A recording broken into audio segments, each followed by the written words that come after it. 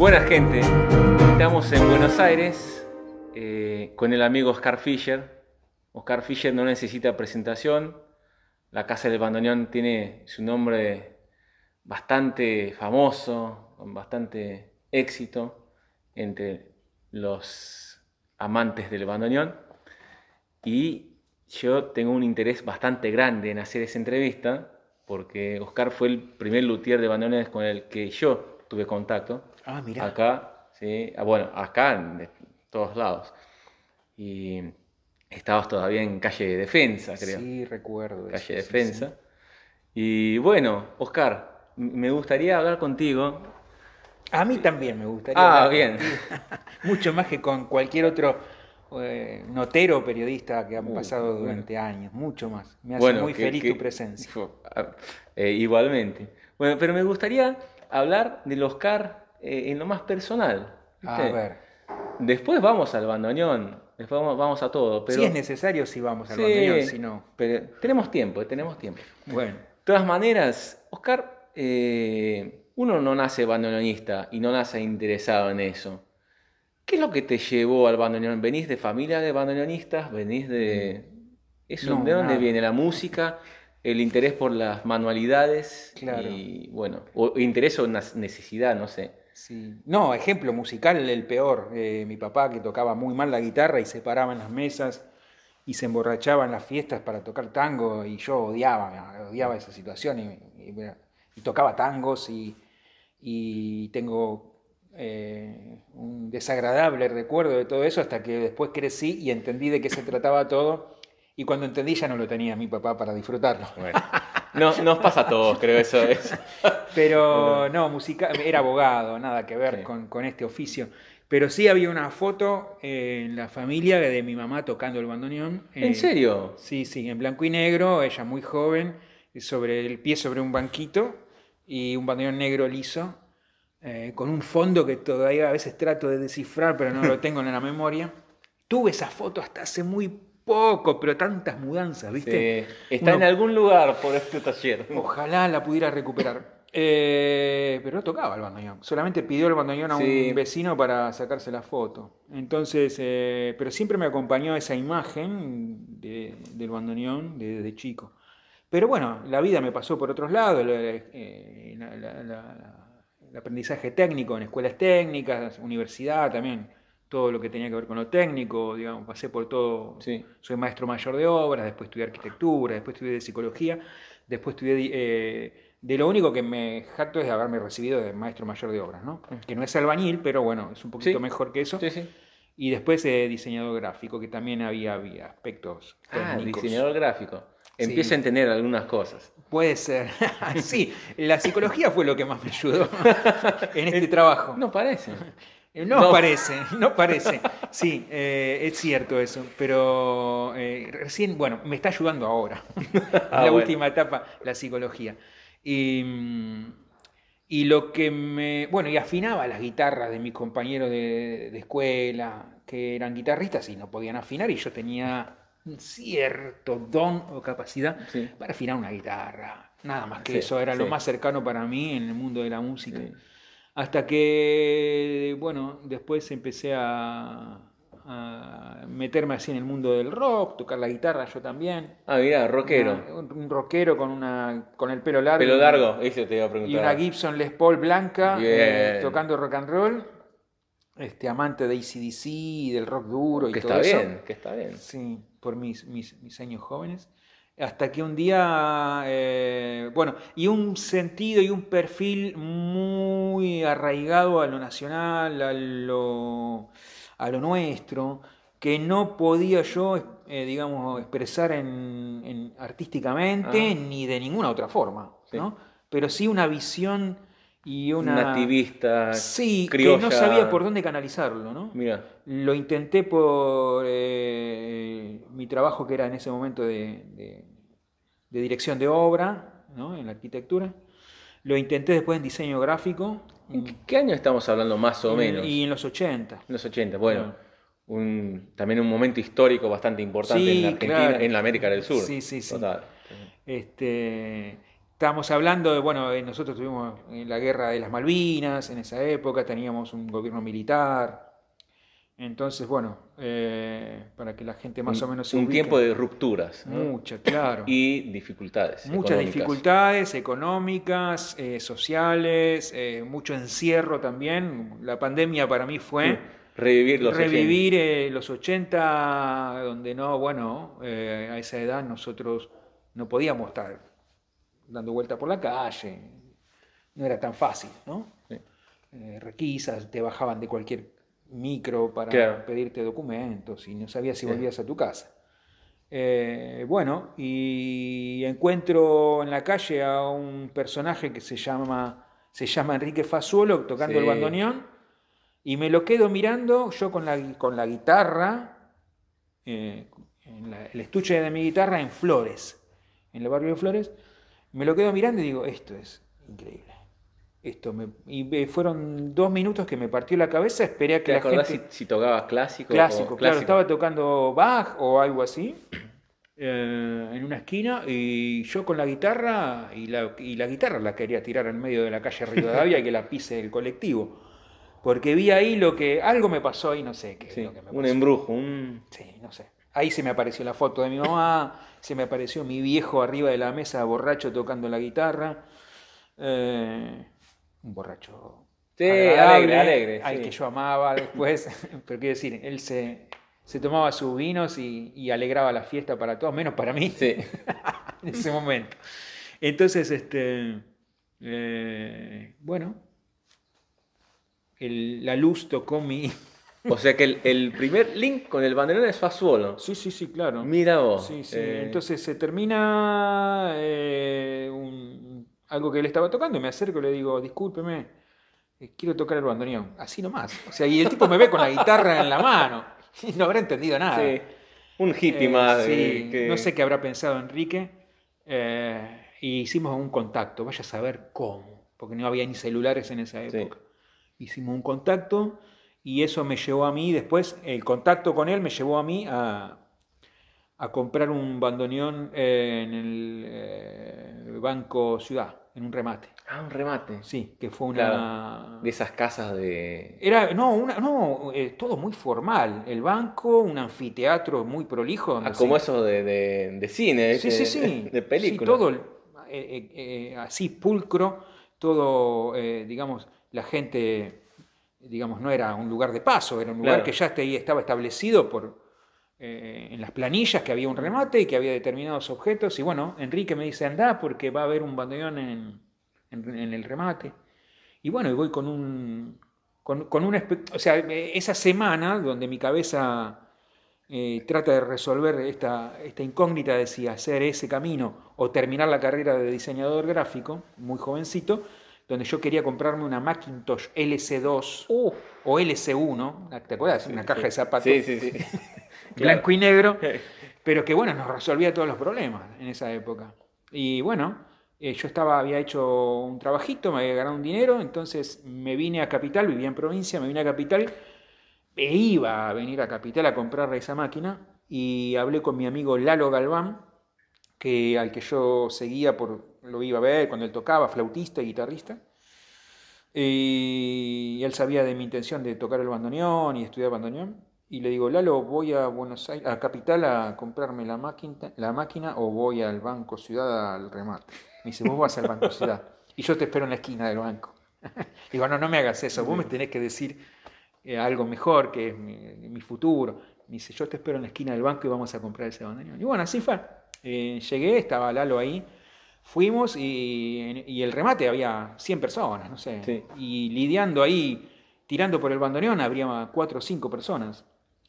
Y bueno, de pronto yo levantaba la mano y fue mío y festejamos como un gol, la gente nos miraba. ¿Te acordás el valor exacto? 750 pesos. 750 pesos. Eso, en esa época, ¿qué se compraría con 750 pesos? Más o menos. Un buen par de zapatos. ¿Sí? Sí. Sí, claro. ¿Qué tiempos aquellos? ¿Qué tiempos aquellos? Y bueno, subí al lugar donde te lo entregaban, bueno, y ahí lo tuve en negro, un liso, un ELA flamante, hermoso, sin pérdidas en el fuelle. Hoy puedo decir eso, ¿no? En ese momento yo no sabía nada, Claro, si era flamante, no era flamante, si estaba afinado o no, no importa, pero hoy lo veo con la memoria y digo, era excelente. O sea, nuevo, todo, el lustre, el fuelle, las voces. Y bueno, y empecé con ese bandoneón y yo ya era, en vez de la guitarra, era el bandoneón. Y ahí me inscribí en la escuela de Avellaneda, conozco la cátedra de... Bueno, estaba Mederos, que obviamente que no nos daba a los más jóvenes, estaba Joaquín Amenábar, estaba la gente que después fue Julián Peralta, estudiando, dando clases, bueno, todo ese momento, ¿no?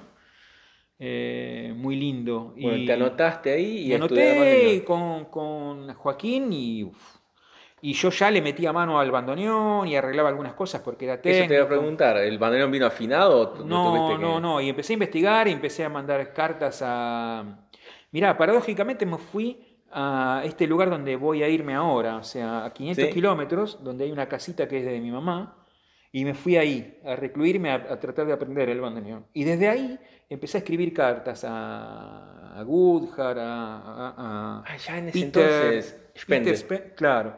Y empecé a escribirle, le escribí a Harry. Mirá, en ese entonces. Sí. Entonces, lo increíble es que me respondieron. Pero como es un paraje tan lejano, en el medio del campo, todas las respuestas vinieron juntas. O sea, el cartero llegó con una pila de cartas, no con una. O sea, todos me respondieron. Es que esperaba hasta tener 1 kilo de cartas para ir, porque era en el medio del campo. Entonces llegó todo eso y yo dije, wow. Entonces empecé a abrir y las extendí sobre la mesa y había planillas.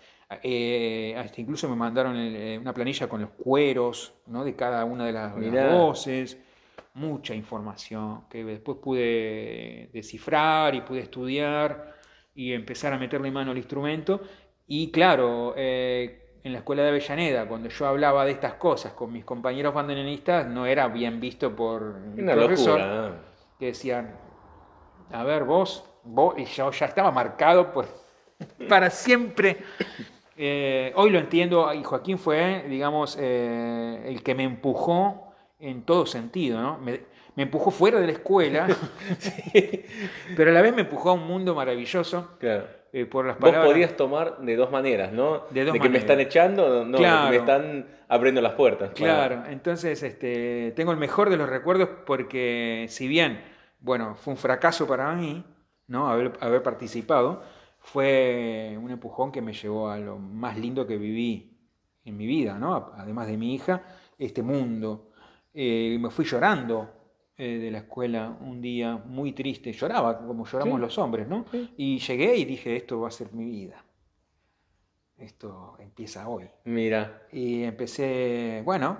empieza como una locura, me parece. Sí. Así como pero yo era técnico. Un hechizo. Sí, totalmente, sí. Recuerdo hasta el camino que hice desde la escuela, tenía como 10 cuadras. Yo me había mudado a Avellaneda desde la provincia de Buenos Aires solo para estudiar con él. Y él me decía, no te quiero más en la escuela, o sea, imagínate. Y yo técnicamente digo, yo estoy preparado para trabajar con esto y para afinar y para descubrir este mundo. Y para tocar más o menos. ¿Y ya habías probado tus técnicas con algún otro bandoneón o solo con el tuyo? Solo con el mío, y ahí me animo a comprar uno, destruido en el Parque Centenario. Destruido, estoy hablando de destruido, prácticamente no tenía solución. Lo compro muy barato y me voy a mi casa y lo empiezo a restaurar. Lo empiezo a restaurar y cuando lo termino de restaurar digo, bueno, ¿y ahora qué hago? Voy a llevar a un negocio de acá del centro de Buenos Aires, por la calle Talcahuano, a ver si lo pueden dejar en consignación para la venta. Y bueno, lo llevo negro liso, lo había dejado, era nacarado, le faltaban todos los nácares y lo dejo negro liso. Ahí conozco a Rial, ¿no? Sí, que hace el fuelle. Bueno, conozco a Ana María porque yo vivía en... pero era una gran casualidad, como muchas de las cosas que me acompañaron en este mundo que tienen que ver con lo casual. Yo vivía a 30 metros de la casa de Ana María. No puede ser. Sí, enfrente, en diagonal. O sea, veía su puerta desde mi puerta. Mirá. Claro. Qué coincidencia. Sí. Incluso yo siendo todavía maestro mayor de obra, fui a hacerle un presupuesto de obra. ¿En serio? Para restaurar su casa. Sí, y vi eso y dije, yo toco el bandoneón. ¡Ah, qué bien! Me atendió la mamá de Ana María. La mamá de Jorge Ana ya María. no vivía, ¿no? No. Entonces, bueno, restauro ese bandoneón y lo llevo a esa casa de música y al otro día, en realidad cuando lo llevo me dice este señor, mirá, hay 11. Me dice, hace rato. Sí. No. Digo, por favor. En los 80, digamos que no era... Ya estamos llegando a los finales de los 80. Sí, pero aún así, en este momento, el bandoneón no es el instrumento más... que la gente más quiere tocar en Argentina en ese momento, claro. ¿no? Es el instrumento del abuelito. Sí, pasamos de los años... No es el instrumento de moda. No, de los años 50 a los años 90 te diría que estuvieron guardados y nos pasó de todo, ¿no? Sí. Culturalmente. Entonces hubo una especie de abandono ahí que yo supe ver después para escribir los primeros pasos de la ley de patrimonio. Pero cuando dejo ese bandoneón ahí y había 12 y el tipo me dice, no, tengo 11 y no, llévatelo, le dije, o sea, por favor, no pasa nada, le digo, te lo dejo en consignación. Bueno, así de mala manera lo pone ahí.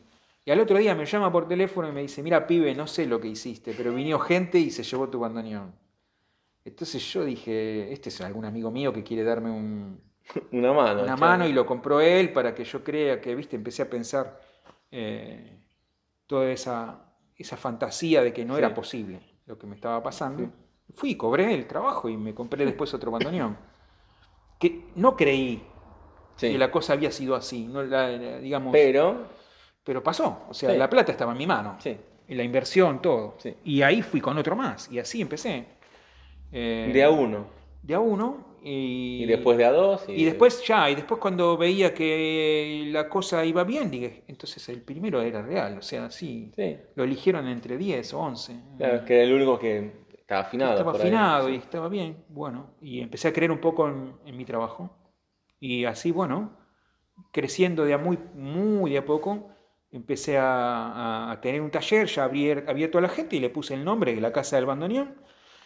Y empecé a descubrir todo este mundo y todas las dificultades que este mundo tenía. Empecé a entender cosas que también yo no tenía claras a nivel filosófico, en todo sentido, ¿no? Porque yo aprendí más de otras cosas que de lutería en este trabajo. Sí.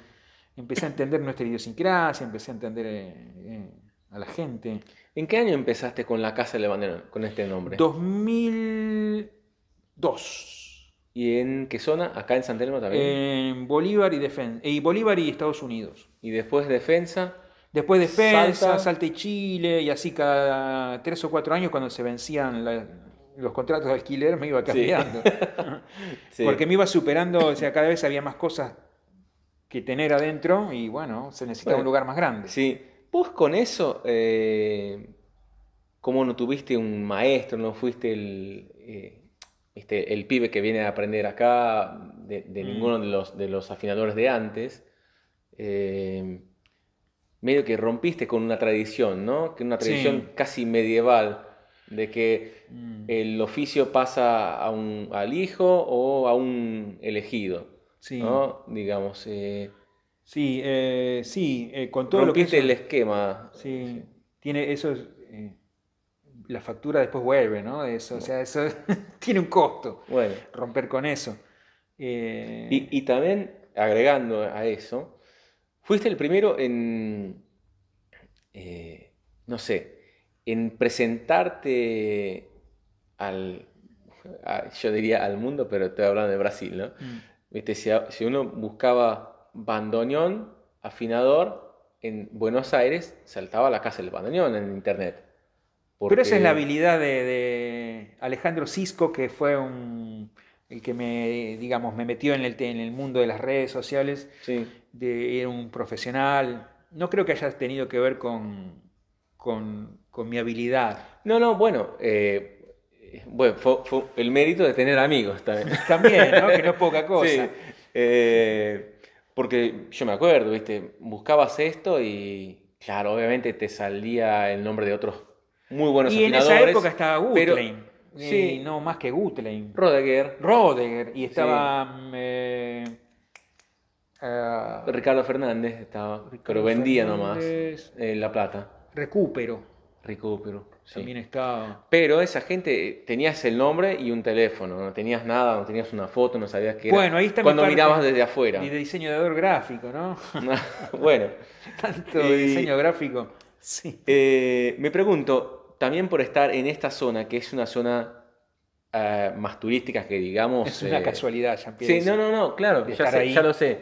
Pero al estar expuesto en las redes y estar en un lugar más accesible. Claro, eso En Buenos Aires, ayudó. Sí.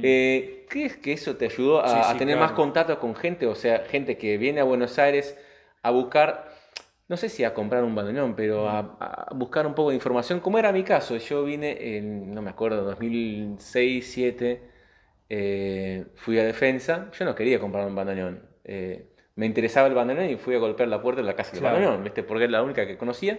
Claro. Y más, me quedaba cerca porque estaba acá turismo y uno, cuando mira turismo, se queda en esa parte de la ciudad. Claro, si agarramos el libro, digamos que el manual, digamos, para que a un negocio le vaya bien en este aspecto, en esta disciplina, y tenés que estar en la calle de Defensa. Y yo estaba en la calle de Defensa de casualidad. Sí. Bueno, Porque no fue buscado estar ahí. Digamos, nos fueron corriendo y fui buscando y encontrando el lugar que podía. Y Sí. cayó ahí.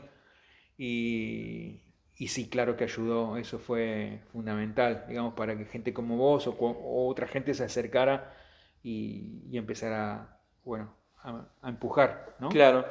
Hay dos cosas también que llaman la atención cuando uno piensa en Oscar Fischer y la Casa del Bandoneón, que es la escuela de lutería y la del patrimonio. ¿Qué podrías hablar? ¿Cuál empezaste antes? ¿Con la escuela. ley? ¿Con la escuela? En realidad, casi cuando yo empiezo a pensar y a ver todas las dificultades, digo, acá tiene que haber una especie de todo junto, porque si hacemos la escuela nos va a faltar tal pata de la mesa, si hacemos solo lo de la ley nos va a faltar tal otra. Entonces acá tiene que haber, yo pensaba, una formación para gente nueva, tiene que haber alguien que marque la cancha. A mí se me puede criticar de que sigo vendiendo bandoneones al exterior y lo voy a seguir haciendo. Ya vamos a llegar Claro. a este punto. Pero nadie me puede negar de que yo fui el que marcó la cancha. Como quien dice, vamos a jugar al fútbol y no hay línea lateral. Y se fue, no se fue, offside, no offside, falta o no falta. Bueno, no había nada de eso. Entonces, marcar la cancha, incluso para mí, es decir, bueno, listo, estamos todos adentro de la cancha. Sí. Ahora somos todos iguales. Hay que cumplir. Sí. Hasta ese momento no existía eso. Bueno, dije, acá falta un reglamento, una cancha marcada, una ley. Bueno, El registro tenías también. El registro nacional de bandoneones, faltaría hacer un bandoneón nuevo y mostrar que se puede hacer. Faltaría un lugar donde uno pueda ir y tener una entrevista con un tipo que más o menos sabe y te puede guiar en la búsqueda, te venda o no te venda y te trate bien. Sí. Un lugar que acepte y que trate bien a las damas, que en ese momento era algo muy solamente para los señores, o para los niños también, donde haya bibliografía, todo eso. Que era en realidad el lugar que yo buscaba cuando empecé y no estaba. Sí. Y bueno, y también hablaste de los niños, está el hecho de que, bueno, la cultura tiene que ser revivida, ¿no? Sí, bueno, claro. Si no... Y las nuevas generaciones, se rompe. Sí, no, eso es fundamental. Y lo de la escuela arranca en el 2004, la idea, y en el 2006 se plasma con el primer curso. 2006 el primer curso. Sí, 2006. Fue el primer curso en la calle Bolívar y sobre Bolívar 887, donde tuvimos una milonga en la época de Cromañón, que fue el boliche que se incendió. Claro. Y tocaba la Fernández Fierro, todo a oscuras y todo bajo, digamos, había que entrar con una contraseña. Bueno, tocaba la Fernández Fierro ahí, fue un éxito todo ese año. Y yo ahí mismo tenía el taller ya de lutería. Y bueno. ¿Por qué enseñar? Sí, ¿Tenés la necesidad de enseñar? No. Al principio, bueno, uno tiene... yo ya no conservo la diplomacia de los años de hace 20 años atrás. O tal vez sí, pero bueno, estoy ahora un poco más, tengo el sí más fácil, digamos, y estoy, no más sincero, sino que por ahí está Más bueno, directo. más directo y está bueno decir las cosas como fueron, ¿no? Porque tantas notas, tantas entrevistas, tantos viajes por el mundo y tantas felicitaciones y algunos premios y reconocimientos a mi labor docente, y yo de docente, la verdad que no estudié para eso, soy un técnico que te dice cómo me enseñaron a mí, cómo sentarte, con qué luz Sí, y qué herramienta usar y todo eso, y además conocer el instrumento, pero la verdad que no sé bien tratar a una persona más joven o más vieja que sí. yo, ahí tengo muchas dificultades con todo eso, pero lo que a mí me pasó en un momento donde había una especie de un horizonte medio, de un mar muy calmo, de que no había nada que, digamos, no había muchos profesionales de Sí. esto en el Los de ambiente. antes, había los de antes. Los de antes y a No veces había renovación. no, nada. Y para la cantidad de instrumentistas que empezó a haber a principios de los 2000 era poco. Entonces una dama, una señorita, recuerdo que vino a reparar el bandoneón y entre una cosa y otra que estábamos hablando me dijo, no, yo vengo acá porque no hay otro lugar, porque si no, no vendría. Digamos, habíamos tenido un intercambio de opiniones que tenía que ver con el orden político, Sí, filosófico, y donde no nos pusimos de acuerdo, entonces ella se animó a decirme, vengo acá porque no hay otro, si no, no sí, vendría. sí, Y eso a mí ese día, o sea, a partir de ese momento, reparo el bandoneón y yo dejé de trabajar y empecé a pensar, ya mi cabeza se fue a otro lado. sí, Porque yo la pasé muy mal, incluso, o sea, me angustié mucho con los minutos que pasaron después, sí, ¿no? sí. Muy angustiado, muy fea sensación. Entonces dije, acá. Y lo que se me ocurrió era formar gente para que pudiera absorber a personas que yo no tenía ganas de Sí, absorber. sí, Tan simple como eso, ¿no? Y me fue bárbaro. sí. ¿Enseñaste más o aprendiste más? No, aprendí. Sí, Sí, claro, no. Aprendí muchísimo más de lo que enseñé. Sigo aprendiendo todavía. Incluso he enseñado sin saber a un muchacho que se escapaba del hospital psiquiátrico. ¿en serio? Claro, me admiraba tanto él, me sigue admirando, y yo sin saber eso hasta que la familia vino y me dijo, era muy complejo tenerlo en un grupo de 15 personas, Claro. y yo notaba que había un Algo, problema, ¿no? sí. Hasta que un médico, que era un participante en el curso, un gran médico, me dijo, te felicito por lo que estás haciendo, la verdad que es algo increíble porque bla, bla, bla, y yo no sabía de lo que me estaba hablando. Claro, ellos cuando se encontraban Claro, afuera, en la previa, o se iban a fumar un cigarrillo, o se iban a un bar, se notaba, enteraban de se todo, porque él enteraba, claro. contaba, pero yo no estaba enterado. Entonces le digo al médico, ¿de qué me estás hablando? No, de este compañero que... Apa, bueno. Entonces dije, listo, Sí, venite los sábados y te doy clases particulares. Porque hay, o sea, el trato en soledad, o sea, sí. con una persona así, es muy enriquecedor. Mira, Es muy enriquecedor. A mí me llenó de mucho, me despejó muchas dudas y me hizo mucho mejor persona tenerlo a él 2 horas los sábados enseñándole a hacer una concertina. mira, qué Me bueno. acuerdo que hicimos una Qué bueno, te concertina. felicito yo también. Sí. Eh, Pero bueno, esa es la realidad de por qué enseño. Después, bueno, claro, pero también llegué. está el resultado, ¿no? De la enseñanza. Mm, Hoy hay gente que sabe hacer tu trabajo, sí, ¿no? mucha gente. Tenés competencia. Muy fuerte. Sí. Sí. Bueno, ¿te arrepentís de haber enseñado? A veces digo que sí, pero digo que sí, Sí. porque ocurren situaciones como, por ejemplo, va un cliente a la casa de Julia Wekeser y le dice, ¿cómo te va? Me manda Oscar, tu profesor. Y Julia, yo, o sea, tengo un respeto absoluto Sí, por esa dama. Y de pronto, bueno, ella no estudió conmigo. sí, O por ahí viene alguien y me dice a mí, estuve con su maestro sí. tal y fue un alumno mío. Entonces empieza a tergiversar todo. Ahora, en la escuela, algo muy interesante, se enseñaba más que lutería, ¿no? Sí, Por claro. ejemplo, una cosa, vos sabés que yo me llevo bien con muchos luthiers y mucha gente de este rubro, está en la economía. Mucha Sí, gente no claro. sabe cobrar por el servicio, ¿no? No sabe hacer los cálculos para saber cuánto sí. vale una hora o sea, de su tiempo. Sí, no solamente eso, sino lo que tiene que ver con lo global, ¿no? Con lo que es cómo anda, o sea, el tema internacional. O sea, vos tenés que tener saber vincularte con una empresa internacional, saber vincularte con un profesional, un bandoneonista extranjero, que te va a pagar en otra moneda. Tenés que tener Sí. o sea, hay una dinámica ahí que hay que entender y para no quedarse atrás, el tema impositivo. Sí.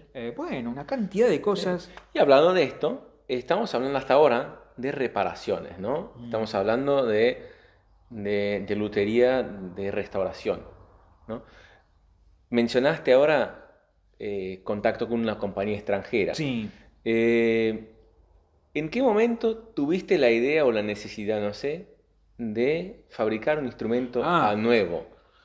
Bueno, creo que desde el primer día que lo abrí al bandoneón y uno empieza a leer sobre que los alemanes se llevaron secretos a la tumba y sobre esta cosa de que el instrumento es algo... Sí, los mitos de siempre. Los mitos, ¿no? Y bueno, dije, vamos, si a mí me formaron para romper con todo esto, salvo que me hayan estafado en mi formación, yo creo que se puede. Más allá de las dificultades, porque fabricar un bandoneón, el problema es fabricarlo en Argentina, no fabricar un bandoneón. En Brasil lo hicimos, en Brasil lo hicimos. Pero Brasil, digamos que tiene, digamos, vamos a ver si vamos a hablar de política y de economía, me parece que han hecho un poco más prolijas las cosas. Bueno, la fábrica fue en el 58-66. Sí, después vinieron los militares y bueno... Sí. Pero tenemos ciertas similitudes. Sí, pero digamos que tuvieron procesos, digamos, un poquito más de gestiones, un poquito, en algunos tramos un poquito más largos que permitieron hacer pie. Sí. Acá cada 4 años tenés que cambiar de reglas de juego, entonces es más difícil plantear una locura así. Y bueno, la planteé y... ¿Te la plantaste? Sí, dije, bueno, vamos. Bueno. En ese entonces, ya cuando escribías a Gutjahr o a Peter Spender, ya tenías esa idea más o menos, porque si no te iban a llegar esas informaciones de cuero y de cosas. Desde el principio. Pero, bueno, no había peines, no había voces. y entonces sabías que los checos estaban fabricando y les escribías correos y no te respondían, porque comercialmente a Argentina no les interesaba a nadie. Aparte, el mundo del bandoneón no es que sea tan grande tampoco. No, y aparte, Hanna, que es la hija de Titelbach, o sea, ella fue la que resolvió todo con su inglés, porque también el que los checos hablen inglés no es tan fácil. Bueno, sí, ¿no? Claro. Entonces, bueno, no había respuesta de los checos, que los checos eran los únicos que podían resolver el problema, porque acá hacer un juego de peines... Les escribías mails, cartas... En todos los idiomas. Y no había forma, hasta que, bueno, por intermedio de un embajador, del embajador allá en República Checa, que casualmente... las casualidades que te decía, ¿no? Bueno, el tipo tocaba el bandoneón. El tipo tocaba el bandoneón. Sí, tocaba el bandoneón. ¿Y cómo lo conociste? Porque yo me puse a trabajar con la Universidad de Lanús. Ajá, para el proyecto de Pichuco. Para el proyecto Pichuco, sí. Y también fue, porque el tema del bandoneón Fischer, mi bandoneón, empieza en el 2004. Por eso las placas se llaman F14-276-07. El año 2007 fue cuando salieron las placas. Ya. O sea, son las que se usan ahora casi todos los fabricantes, acá usan esas, ¿no? Sí. Entonces él me hace, digamos, una conexión con la Universidad de Lanús, que estaba en la búsqueda del bandoneón argentino, y me contratan para ese desarrollo, para empezar, ¿no? Entonces yo cuando empiezo con eso dije, bueno, pero acá tenemos el respaldo de una universidad, del Estado. Acá lo único que hay que hacer es poner sobre la mesa la forma de hacer, y lo económico ya está resuelto. Entonces, ¿qué hago? Dejo de lado mi proyecto, porque no podés jugar a 2 cartas. Sí. La tapa del diario tiene que ser una sola. Sí. Entonces ahí tomo una decisión que me llevó bastante tiempo. Si lo personal o lo que realmente podía trascender para mi país, ¿no? Y tomé la decisión equivocada. Como pasa casi siempre. Y entonces empecé a trabajar para la Universidad de Lanús con una rectora que es una maravilla de persona, una locomotora, cómo llevó adelante todo, y dedico mi tiempo a ese proyecto, al de Lanús. Y abandono el proyecto personal, pero teniendo ya un contacto con los checos. Después de hacer un camino en la universidad y de entender de que una persona externa o ajena a la universidad es muy difícil que comulgue con las personas que están trabajando adentro, dije, bueno, sigo mi camino y adelante, sigan ustedes. Sí. Así que retomo mi camino en el 2006 del bandoneón mío, bueno, y decido planear un viaje que se hizo bastante largo porque la universidad vuelve a llamarme, a decirme, no, esta vez, sí. O sea, aceptamos tu renuncia, pero te volvemos a contratar y queremos que esto llegue a buen puerto. Y así estuve un tiempo más, con los tiempos de la universidad, que son tiempos lentos, porque es de investigación, ¿no? Mucha investigación. Y yo le decía, muchachos, vamos, que nos come el león y los demás avanzan y hay que ir paso por paso, demostrando lo que decís, que el acero 1080 no, que sí, que el acero 1075 tal vez no. Bueno, y se hizo muy lento hasta que programo mi viaje en el 2012 para llegar en el 2013 con una abogada de la mano a Praga. Una abogada que vivía allá, no la llevé yo desde acá. Y bueno, y me senté en la mesa con Titelbach y mientras ellos hablaban en su idioma, la abogada se reía de lo que estaban hablando y yo no entendía por qué. Yo había ido con 9.000 euros para hacer alguna negociación posible de compra de placas que ellos habían diseñado con unos dibujos que yo les había mandado sobre un bandoneón. AA, ¿sí? En el 2000, eso fue ya en el 2004. Yo les envío a ellos los diagramas y ellos deciden hacer ese diseño para abrir el mercado. Pero eso se congeló durante un montón de años. Pero el diseño de las placas que hacen hoy es este diseño. Sí, es el que yo les mandé, sí. Mira, basado en el diseño. En un bandoneón Premier. En un bandoneón Premier. Sí, que yo les mandé los dibujos de los peines, que terminan siendo el F14-276-07. Entonces me siento con ellos ahí, se ríen, no sé de qué hablan, y la abogada me dice, el señor pregunta si usted conoce, porque el apellido coincide, con un fabricante de bandoneones en Argentina. Digo, creo que soy yo. Entonces saco el bandoneón y lo pongo en la mesa. Sí. El que fue ese primer bandoneón, ¿no? Sí. Lo pongo sobre la mesa, entonces, bueno, y ahí todo... Pero sin peines. No, peines. Es que yo tenía un juego de peines traído por este embajador.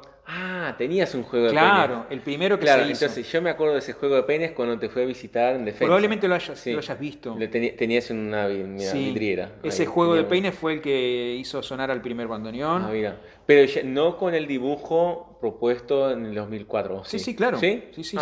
Ese fue ¿Ellos hicieron una prueba entonces? Yo mando ese dibujo, ellos hacen ese juego, a mí me llega ese juego. Ajá. Y ahí se corta un poco la comunicación porque yo decido trabajar con la Universidad de Lanús. Sí.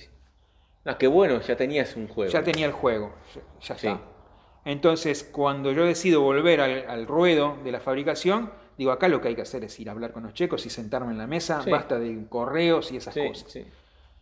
Puse plata en mi bolsillo, viajé y conversamos, y la conversación terminó siendo que ellos necesitaban, me proponen ser el representante en todo el Mercosur de su marca, ¿no? De armónicas. Sí. Obviamente que yo acepto, firmo un contrato en ese momento con la abogada que lo certifica, se hace todo ese papeleo y yo me vuelvo con el contrato a la Argentina para ser el representante de la fábrica. Distribuidor. Y en el viaje empiezo a pensar en todas estas cosas que me habían pasado por enseñar, las cosas que me habían pasado por a veces... viste cómo son, vos te acordarás de Emerson Fittipaldi porque era un corredor bueno, a mí me gusta mucho, como sabrás, me gusta mucho la mecánica, me gustan mucho las carreras de auto y todas esas cosas, entonces soy un seguidor de todo eso y de las historias de cada uno de ellos y la vida personal de cada uno de ellos, que fue fascinante. A veces él contaba, en una carrera, no, a veces teniendo el mejor auto, el mejor motor, no ganás una carrera porque te encontrás, al ir tan rápido, te encontrás después con todos los rezagados adelante que no te dejan pasar. Sí. Y los códigos dentro de este ambiente son muy particulares, no son los códigos de la Fórmula 1 donde dicen, bueno, pase maestro. Acá no es así. Entonces, haber ido muy rápido en el principio a la Casa del Bandoneón encontró muchas trabas y muchas dificultades que tienen que ver con lo humano, ¿viste? Que es parte de lo humano también. Es normal. Entonces yo en ese viaje que hice, y cuando vuelvo con el contrato, lo primero que hago es sentarme en San Juan y Boedo con Baltasar Stoll a decirle, listo, tenemos esto, lo quería compartir con vos, tomamos una cerveza, y le digo, para nada yo voy a venderte los peines a vos. O sea, no es mi intención. Sí. Siendo que es difícil igual comprar, porque tenés que comprar euros, porque tenés que encontrar la forma de bancarizar. Sí. ¿No? Y eso tiene su dificultad. Traer los peines. Pero tampoco yo caer en la situación de que yo compro y te vendo después. Sí. Me parecía una cosa muy sucia, además de todo lo que se me cargaba injustamente por haber hecho lo que en la velocidad en que se hizo, ¿no? Sí. Así que esa es la realidad, eso es lo que pasó. Le gusta a quien le guste y lo niegue quien lo niegue, eso fue real. Y cualquiera puede comprar los peines ahora. Desde Argentina, mi diseño, F1427607. Así que bueno, me vine muy contento de allá y ahí empezó, hasta que llegamos a casi los 300 bandoneones hoy. Qué lindo. Y después en el medio un montón de cosas más, ¿no? Que se podrá decir que es bueno, que es malo, que es mediocre, que es competitivo, que es barato, que es caro, no sé. Todo eso. Sí. Hablando de este viaje a Europa, ¿fue tu primer viaje a Europa? Sí. No me gusta viajar, por eso. Detesto viajar. Bueno, a mí me gusta. Sí. Me gusta. Pero una cosa que no se puede negar es que uno cuando viaja ve cosas distintas a las que está acostumbrado, ¿no? Y bueno, en Argentina, corregime si lo tengo mal, pero se conoce básicamente un solo tipo de bandoneón. El 142, 2 y 2, ¿no? Dos chapas, octavado, digamos. Obviamente ya habéis escuchado hablar los videos en internet de otros bandoneones. ¿Tuviste primero contacto con otros luthiers? Tremendo. ¿Algo te impresionó? ¿Algún modelo de bandoneón te llamó la atención? Sí. ¿O con qué te encontraste de nuevo ahí que no te esperabas? No sé.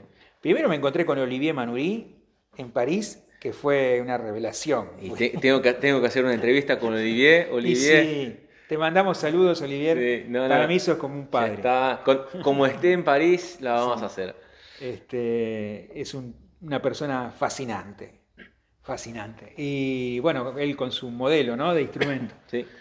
Y contándome vino tras cena en su casa, amablemente, un montón de historias. Después otro año hicimos un viaje largo en tren. Uno de los mejores recuerdos que tengo de mi vida profesional dentro de este ambiente, ¿no? Pero bueno, y empezar a entender ahí que estábamos hablando de otro instrumento, y después me toca ir al sur de Francia, al BI, al festival, y donde me dicen, te esperan como 10 o 12 bandoneones para afinar, y eran todos el sistema cromático, claro. Pigurí o... Tuviste que hacer los mapas para... Claro, se tarda muchísimo más porque uno está acostumbrado a... El oído uno puede hacer el cantito del peine y te lo recordás. Acá no te coincidía nada. Era otro mundo. En Holanda no tanto. Sí, porque en Rotterdam la gente toca. Sí. Claro, no sé qué otros países, no me acuerdo. España, Italia... Pero en Francia sí, fue mucho cromático, ¿no? Se me acomodó la cabeza. Unisonoro. Incluso ir a ver conciertos donde por ahí estaba Donoso.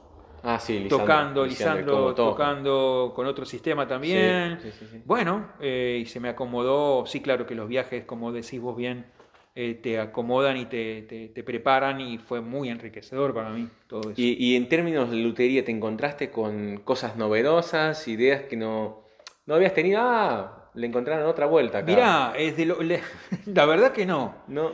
Pero de lo único que me puedo jactar, digamos, de decir... Pero también es interesante que la gente llegue a las mismas conclusiones. Es claro, ¿no? Habíamos llegado todos sin conocernos, sin haber recorrido los mismos caminos, teníamos, digamos, un mismo lugar donde hacer pie, ¿no? Un taller muy parecido, con máquinas muy parecidas, herramientas muy parecidas, obviamente mucho más prolijo el alemán o el suizo, qué sé yo, en su forma, ¿no? De trabajar. Esto es Argentina y esto es... ¿Estuviste con otros luthiers también en Alemania? Sí, en realidad yo iba a dar charlas y ellos iban a visitarme. Y yo iba a tomar un café y me seguían y me preguntaban y me iban a otro lado como si yo fuese una gran personalidad, una cosa así que para nada yo me sentía así, ni mucho menos lo era.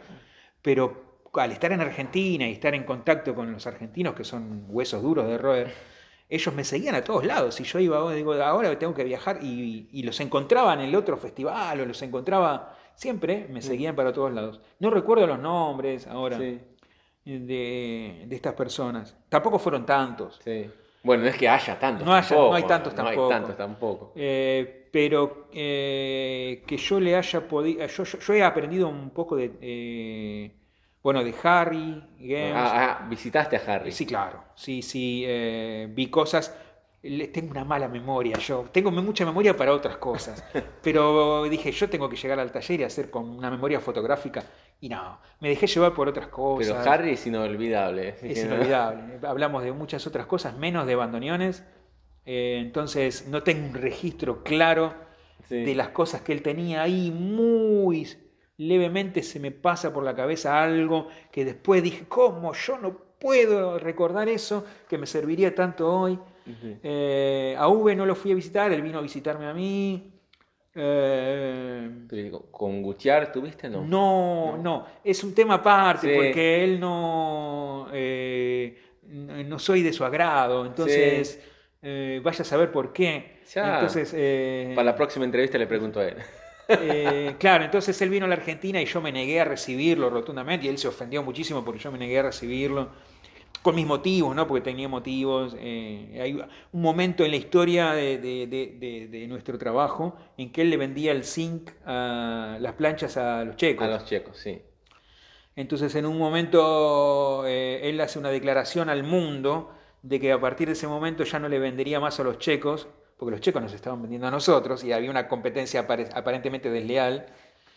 Porque yo estaba fabricando un bandoneón que sí se vendía y se vendía bien, entonces él decide no venderle a los checos y anuncia para que no pudieras tener la yo mis placas, ¿no? Entonces uno entiende, yo entiendo comercialmente, digo, bueno, listo, está bien, esto es son cosas que tienen que ver con los negocios, diría Marlon Brando en El Padrino. Entonces dije, bueno, está bien, son negocios. Pero ya decir que los bandoneones que van a sonar bien son los que usan ese zinc y los otros van a sonar mal, puede ser un poco de pretensión. Yo dije, bueno, a ver, un abogado. Busquemos un abogado, pero era muy caro poner un abogado en Alemania o en República Checa. Dije, bueno, que salga lo que tenga que salir. Me comunico con los checos, les digo, díganme qué pasa, qué es esto. Entonces ellos me responden amablemente que van a seguir brindándome los peines de calidad. Bueno, entonces a partir de esa cosa medio... Ese problemita empresarial, yo tomo esa decisión de decir, bueno, estamos en otro camino y no pisas mi taller. Pero bueno, respeto muchísimo sus largos años de trabajo. Es más, yo diría que si tenemos bandoneones nuevos hoy, se lo debemos a él. Se lo debemos a Gutiérrez, se lo dice, se lo dije a él. Sin ninguna duda, porque fue el que más arriesgó, ¿viste? Arriesgó muchísimo. Sí, fue el que más arriesgó. Y yo valoro mucho a las personas que arriesgan todo en la vida. Todo, todo. Y tuvo mucho coraje también, porque lanzó mano de muchas cosas novedosas para el bandoneón, revolucionarias. Claro. Que por ahí no sé si tuvieron el reconocimiento que merecerían, pero bueno, eso... Bueno, los que deciden son los músicos, no los luthiers. Sí, no sabemos lo que nos vamos a llevar de reconocimiento o no, eso... Pero ¿cuándo tuviste problemas con producción y bueno, como eso del zinc que no te van a vender porque tiene el zinc de acá o de allá? Y bueno, con la fluctuación también de la moneda, tremendo, los impuestos... ¿Te planteaste alguna vez producir los peines y las lengüetas acá? Sí, todo. Bueno, hay una matricería por ahí hecha, me salió unos $7.000, $8.000. una historia, hermosa historia, donde yo le planteo esto a un bandoneonista, me dice, mi papá es matricero, retirado, ruso, y tenía la mejor matricería de Avellaneda, y qué sé yo, y digo, bueno, pero hay que bajarlo a mi papá de su departamento mirando la televisión, y que vuelva al taller, me dice, hay que ver si lo acepta. Isidoro, así se llama, Bojonov, bajó, barrió, como para hacerse una película, ¿no? El tipo baja, prende las luces de la Tendría que haber matricería, filmado que eso. ya estaba abandonada hacía años, barre, la familia diciéndole, ¿qué haces, abuelo? Dice, tengo como una última misión, ¿no? Sí. Que era hacer las matrices para el agujereado, para la entrada del corte por hilo. Ajá. Y bueno, Isidoro las hizo, tuvimos un hermoso vínculo de un año de charlas, y fue el primer tipo que entendió de qué se trataba. Porque había muchos matriceros que yo había visitado que te decían, sí, sí, y te medían con el calibre. Sí, así. no. Y fue el primer tipo que entendió. Y del que Pero son aprendió. matrices para hacer el corte para el hilo. No, el orificio. El orificio. Es como un ladrillo Sí. donde vos pones la placa, Sí. se ajusta y se agujerea. Ujú, sí. Ahora capaz que no es necesaria porque todo lo hace la Electrólisis. electroerosión. Sí. Tal vez fue un dinero tirado en ese momento, pero en ese momento era lo nuevo. Sí. Bueno, se habla también, o sea, del tipo del agujero, ¿no? Porque si lo haces así matrizado, Claro. que la entrada y la salida no coinciden, son una más por ancha golpe, que la- decís, sí, por sí. golpe, como se hacía Sí, antiguamente. sí. Sí, es muchísimo más caro. La máquina de golpe volvía a poner el pedacito que caía adentro del orificio que salía, ¿no? Sí, para que el sí. siguiente agujero no aplastara Sí. los laterales Ajá, de las así es, voces. así es. Entonces había que hacer toda esa infraestructura que era muy cara. Sí. Y bueno, el corte por agua era lo más Cercano. Sí, pero era más caro que el corte por hilo.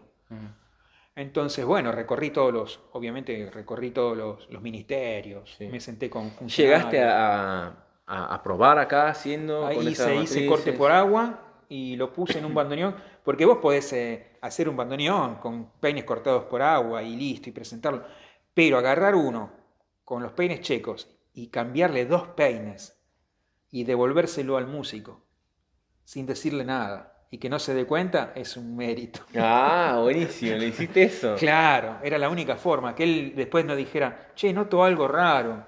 Claro. Entonces, vuelve que tengo que ver algo de tu bandoneón. Sí. Entonces, vuelve y saco los peines y ahí el tipo dice, ¿cómo? Sí, Interesante. eso lo hice. Después hice ensayos, ¿no? Sí. Mariano Godoy fue el que más me ayudó, que es un músico que además hace algunas experimentaciones a ese nivel, con los elementos necesarios que se necesitan para eso. Y bueno, hicimos estudios sobre polímeros, hicimos estudios sobre latón, sobre acero, sobre zinc. Todos fueron plasmados en una bibliografía que está disponible, donde están todos los análisis de cada caso. Tuvimos las dificultades en algunos casos que no pudieron trascender, otras que son viables, pero todo 3 veces más caro. Costoso, claro. Que traer los peines checos, ¿no? Pero sí, está todo como para que alguien diga, bueno, listo. Y bueno, estamos hablando de peines y voces. Voces no. Voces no, porque mi plan, que no pudo terminarse, como como algunas obras en la humanidad, ¿no? ¿Qué sé yo? Alguna novela de Víctor Hugo, alguna ópera que no se ha terminado. Tampoco mi ópera se ha terminado, digamos que no pude, o por el momento no pude cumplir con el plan que es primero fabricar unos buenos peines con voces checas y mostrar que eso tiene un buen sonido. Sí. Y darle unos tiempos de gestión también y a otros niveles para desarrollar el tema de las voces y incorporarlas como último paso. Sí. No sería una provocación tampoco, es... Déjame no te quiero sacar, acordate de lo que me vas a preguntar, Sí. pero terminar para que la gente entienda. Si vos haces un peine completamente argentino, son muchos los riesgos que se corren a nivel económicos. No económicos. Hay un prejuicio muy grande. Entonces, mi plan tenía que ver más que nada con eso, con el paso a paso, ¿sí? Porque hay mucho prejuicio sobre que sea completamente argentino. Eso quería decir. Ahora te escucho. Sí, pero ¿crees que la gente se iba incluso a enterar que era argentino o no? Bueno, el plan era que no se enteraran también, pero es muy difícil que no se enteren. Mira, ¿coincidís que un bandoneón hecho hoy, con peines y lengüetas de hoy, suena distinto a un bandoneón Sí. de antes? Sí, sí. Haciendo un paralelo con los acordeones, ¿no? Un acordeón de los años 30, de los años 40, no suena como un acordeón de hoy. El acordeón tuvo una evolución tímbrica y estética que el bandoneón en alguna medida experimentó en Europa. Ya ves, bandoneones con celuloide y algunas cosas, bandoneones en tercera, bueno, algunas cosas, ¿no? Que se agregaron ahí. ¿Vos creés que muchos reniegan todavía el sonido del bandoneón nuevo? ¿Vos creés que ese sonido del bandoneón nuevo es un sonido... ¿Será una evolución del sonido del bandoneón? Yo pensé que me ibas a preguntar si era mejorable, si era... No, o sea, el sonido es lo que es. Pero O sea, puede no ser, puede no ser lo que es. hay varios factores, el claro. profilo de la lengüeta, Sí, la sí, madera sí. que usás, o sea, lo Sí, podés sí. modificar Sí. de algunas maneras. Se puede dirigir. Sí, pero ¿vos crees que el bandoneón está pasando por una evolución sonora? Te pregunto, por ejemplo, acá tenés aperturas. Esas aberturas. ¿Son puramente estéticas o...? No. Hay un... Por eso. Un grito, como las trompetas esas que tenían, Bueno, las cornetitas que tenían los antiguos. Por eso te pregunto, ¿vos con tu instrumento estás imitando los instrumentos anteriores o Sí. tratando de proponer también Las dos una cosas. tímbrica Sí. propia? Las dos cosas, o sea, el diseño del instrumento que yo fabrico está basado en un AA, Sí. básicamente. En un momento era el marco y la tapa del mismo tamaño, o sea que no estaba ese escalón entre la tapa y el marco, Ajá. que fue una decisión, y ahora lo cambié, digamos. La tapa es un poco levemente más grande que el marco, pero es una copia de Sí. un bandoneón clásico. Que funciona. Funciona O sea, perfectamente. el violín sí. viene con el mismo diseño desde... Sí. Sí, y las innovaciones que yo hice no tienen que ver más con las fallas que tenían los viejos bandoneones. En términos de mecánica, Mecánica, o por ejemplo, hay el paño del pedazo de Sí. madera donde va el orificio para la zapatilla. Ujú. Es muy vulnerable, muy fácil de que Sí. se tuerza porque tiene un orificio muy grande. Entonces, bueno, a veces corregimos la zapatilla cuando en realidad el problema no está en la zapatilla, Sí. está en esa madera. Bueno, esa madera ahora tiene otras características para que sea invulnerable. Por ejemplo, todo el sistema de cojinetes sobre martillos flotantes está sobre una barra, que ya lo había hecho Ela. Había hecho todo el sistema de cojinetes en una sola tira, ¿no? En una barra. En este caso es una mezcla entre los dos. Es una barra que permite que el movimiento de la mesa no apriete los cojinetes y se traben los martillos. Bueno, cosas así que, como uno es restaurador, sabe dónde fallaron. Claro. Y puede mejorarlo. Sí. No así... ¿Dónde fallaron? En este ambiente, que es un ambiente húmedo. Además, porque esas cosas simplemente no eran problemas en Europa donde se fabricaban los instrumentos. Fueron problemas acá, claro, por las condiciones climáticas y los años también, Sí, ¿no? sí, claro. Entonces, pero no fui más allá que estos orificios, que tampoco son nada inventado por mí. Sí. Ya hay bandoneones así. Sí, pero no fui más allá, digamos... he hecho cosas muy raras que no he mostrado. ¿Sí? Pruebas, claro. Cosas muy... Sobre todo en la escuela. En la escuela de lutería hemos desarrollado cosas muy interesantes, pero nada que yo haya aplicado al instrumento. Ahora sé que hay unas roldanas más grandes que hacen que la válvula sea más amigable al pulgar.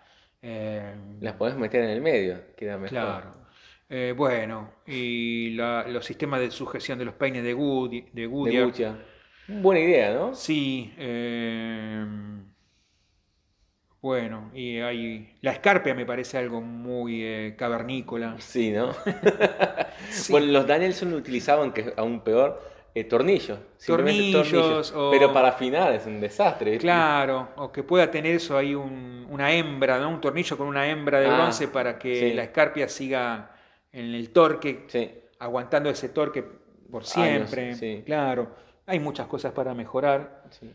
pero bueno, no me ha dado a mí el tiempo para desarrollarlo y ponerlo físicamente, ¿no? Sí. Por ahí un fuelle que sea menos complejo en la fabricación. Como el de eh, Pichuco. sí, que es este, ¿no? Que yo, Ah, claro, sí, lo sí. tenés ahí. ¿Puedo? Sí, pero esto es una. No, nada más Esta es la prueba que yo llevé a la Universidad de No, Lanús. nada más para enseñar. Opa. Es la prueba que yo hice para la Universidad de Lanús y ahora ellos aplican ese Claro. fuelle, sí. Es que es el Que de las para los que cámaras de no foto. conocen, puedo enseñar, ¿no? Claro.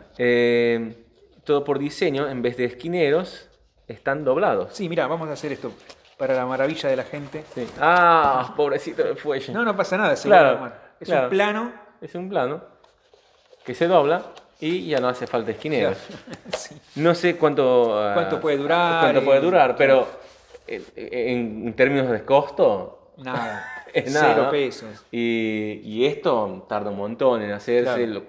los metales y el riesgo de que se rompa el cartón Claro. y todo. Bueno, así que esa es una idea bárbara. ¿Es tuya?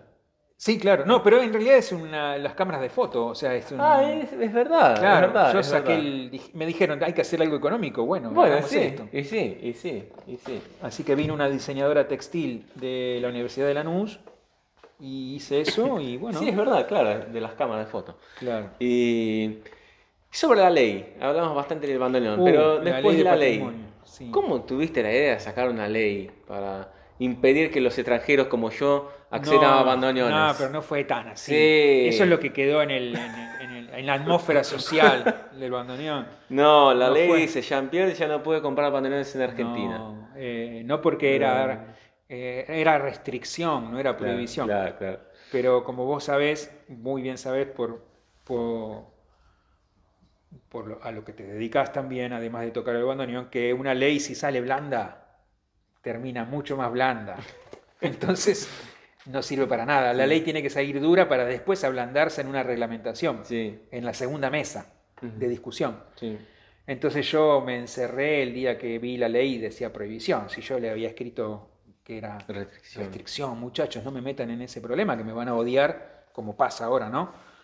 Pero bueno, yo creo que era una forma de marcar la cancha, donde no había límites para nada y donde yo incluso decía, bueno, ¿por qué el señor, el referente y ciudadano ilustre fulano de tal, se lleva bandoneones afuera y es ciudadano ilustre y lo siguen premiando y a mí me atacan tanto cuando lo hago? Entonces, Pero lo haces, ¿no? Sí, claro. Vendés bandoneones al Sí, extranjero. si tengo que venderlo a Marte o a la Luna también lo haría. Sí.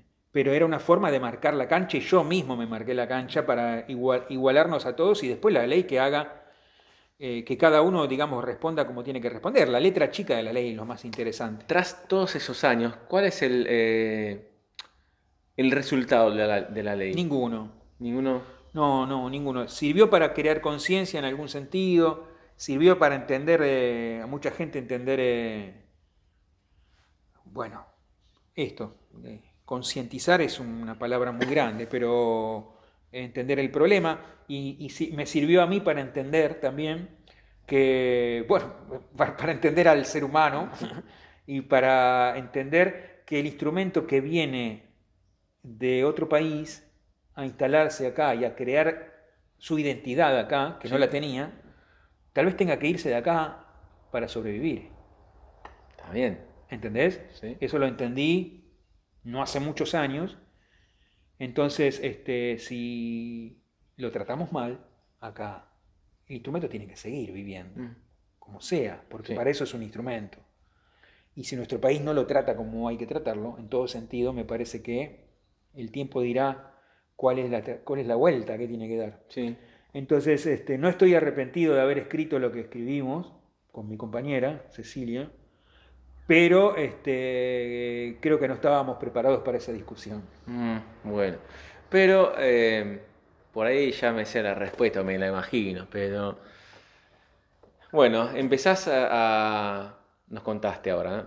A tocar el bandoneón ya con un ímpetu nacionalista de lo de acá.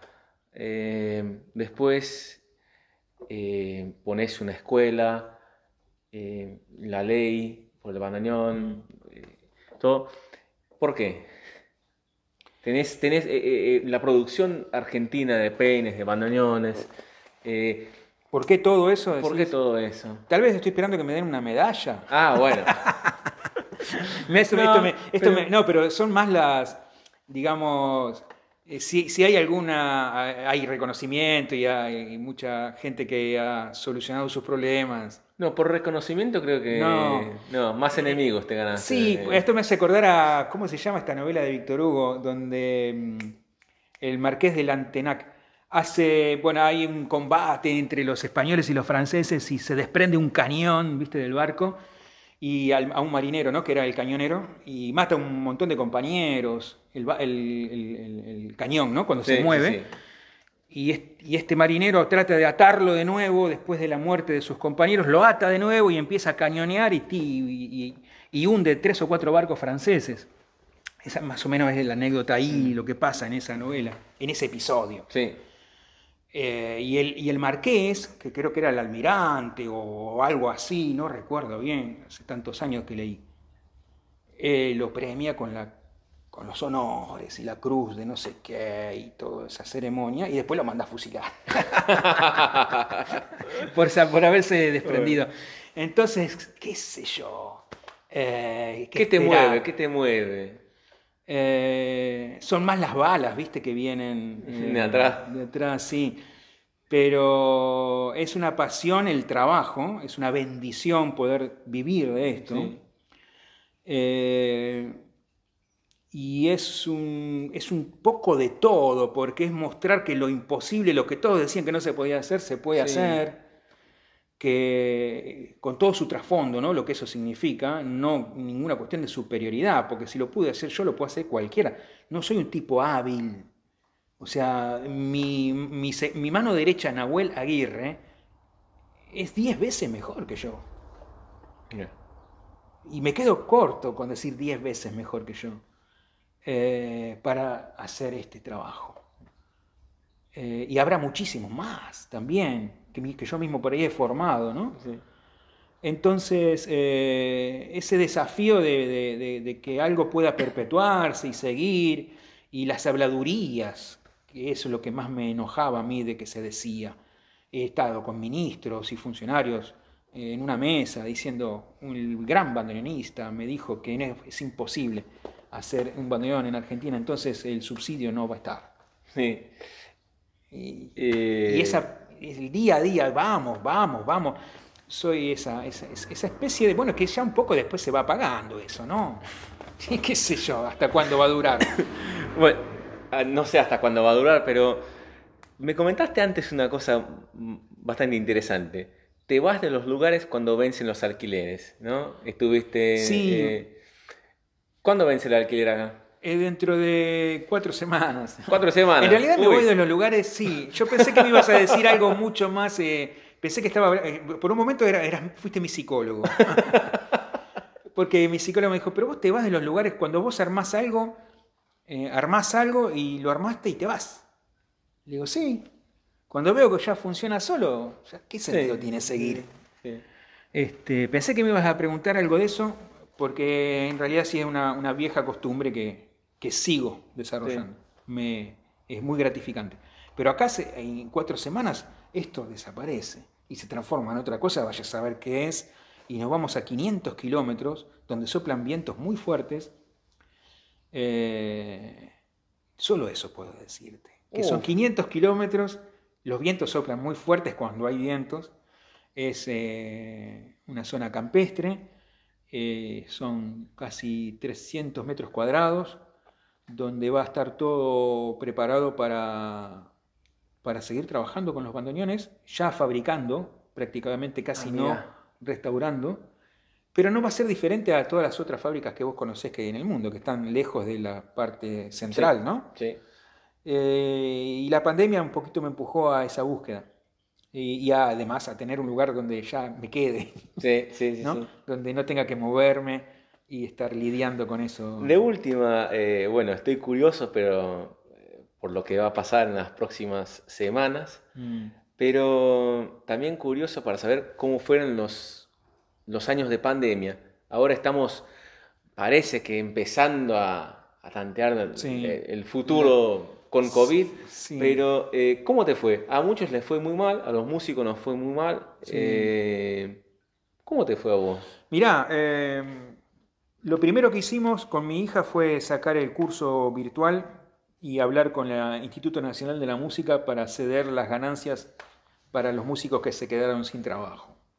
Eso lo hicimos 15 clases para todo el mundo y todo aquel que quisiera, bueno. ¿Está disponible? Sí, sigue disponible. Ah, perfecto. Si vos me preguntás ahora, te digo, hoy podría hacerlo mucho mejor, porque en ese momento no podíamos ir a comprar una pila. Sí, O sí. llevar a editar a tal lado era una locura, era un encierro y bajo condiciones, Ya sé. ¿no? Ya sé.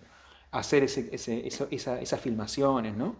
Pero bueno, funcionó para todo el mundo muy bien, dentro de las limitaciones que yo podía tener acá. Y después había mucho trabajo, tuve muchísimo trabajo y me quedé sin equipo. El equipo siguió cobrando su sueldo durante los 2 años, pero yo ya no tenía mi equipo y fortalecí el equipo con mi hija. Fue una sensación extraña. Mira, ¿no? así que tenés a alguien en la familia Sí, que Valentina. le gusta el... Sí. Pero bueno, fue una situación extraña de tener a la gente trabajando todos los días a dejar de tenerla. Sí, sí. Pero yo pude mantener su trabajo, su dinero, Sí, digamos, durante los sí. 2 años y ahora ya se han independizado ellos, ¿no? Qué bueno. Bueno, no sé. Qué Yo bueno creo que para sí, ellos. sí, muy bien, les va muy bien. Sí, les va muy bien. Y bueno, recibir mucho trabajo de las situaciones más graciosas de que te dejan, o sea, te llaman por teléfono desde un auto y está el bandoneón como un niño abandonado en la funda, en la puerta, que vos abrís, le haces así y guardás el bandoneón, ¿no? O un taxista que siempre hacía las entregas y las búsquedas. Sí. Todos como nos armamos todos. El taller es como una niñería, ¿no? Sí, también. Vienen, te dejan el nene y... Sí, sí. Y te llama a ver cómo está, ¿no? Cómo está y mandame una foto a ver dónde está. Pero bueno, hubo mucho trabajo. Nunca tuve tanto trabajo como estos 2 años. Mira. A diferencia por ahí de otras realidades, ¿no? Sí. Qué interesante. Sí, y bueno, y ahora vamos a ver qué pasa en el nuevo lugar, con una nueva vida, una nueva atmósfera. Tengo 55 años y creo que ya se hizo bastante como para, digamos, dejar pasar a la muchachada que viene atrás con el manejo del Instagram y las redes sociales, que yo no tengo tanto. Entonces, ¿tuviste en algún momento? Sí, ahora, ayer estuve por empezar de nuevo en el Instagram. Sí, a ver qué mundo hay ahí, que lo abandoné. Considero que es fundamental para este trabajo. Sí. Bueno, yo te tengo que desear suerte. Bueno, gracias. Para las próximas semanas. Espero poder visitarte. 500 Son solo 6 horas. kilómetros, 6 horas. Bueno, sí. ¿En colectivo o en auto? Lo mismo, en colectivo, en auto, y son 40 minutos en avión. Ah, bueno, o sea, hay avión, hay aeropuerto. Hay aeropuerto. Hay aeropuerto. Sí. Que empezaré la búsqueda ahora por el... Hay que hacer un círculo desde Buenos Aires, son 500 kilómetros, a ver dónde pega. Dónde hay aeropuerto. Sí. No, lindo. Que tengas éxito en, Gracias. En el nuevo proyecto. Vos fuiste una de las personas que también fueron importantes en mi vida profesional. Mirá, desde el primer día que llegaste. No sé cómo, pero... Sí, vos sabés, no lo podemos decir públicamente. Algunas cosas, pero me has ayudado mucho. Mucha gente de fuera de mi país me ha ayudado mucho más que algunas por ahí que está acá dentro de mi país. Y sobre todo con el tema de cuando comenzó la escuela de lutería. Estuviste muy atento a ver qué pasaba en ese momento y yo te escuché, te leí y bueno, fue importante eso para mí. Interesante. Lo hice sin saberlo, te ayudé sin saberlo. Y las cosas que pudiste sacarme hoy, bueno, creo que estaban preparadas para vos y no para ninguna otra persona que nunca se han dicho. Para la próxima pensaré en preguntas más filosas y filosóficas. Bueno, ahí me gustó más, la filosofía, sí. Bueno, Oscar, Un gran gusto, El gusto fue conversar mío, con vos y Muchas gracias. nos veremos prontamente.